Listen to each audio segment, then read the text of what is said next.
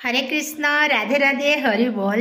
आशा कर समस्ते आपण मैंने बहुत भले मुझे भी बहुत भल अच्छी कहीं बहुत जोरे थंडा धरी एबे टिके सुस्थ हेलेनी कदरू।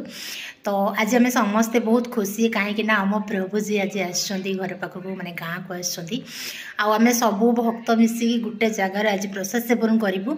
आबे टाइम है 10:45 मु जमा जाना कहीं बहुत जोर बाहर पवन होची। आम प्रभु जी सी सका 5टारू पलैले भोर 5टारू आठ समस्ते मिसिकी कौन रोषेईबास हो। तो प्रभु जी आसुँच माने ठाकुर प्रवचन निश्चित हम। तो चलते मुझे आम प्रभु जी प्रवचन निश्चित शुणेबी। आदि आज भिडियो भल लगे लाइक कमेंट सब्सक्राइब टोटाली भूलें। सब्सक्राइब निश्चित करदे खास कर मो काना। तो चलतु से गले सब जिन देखी।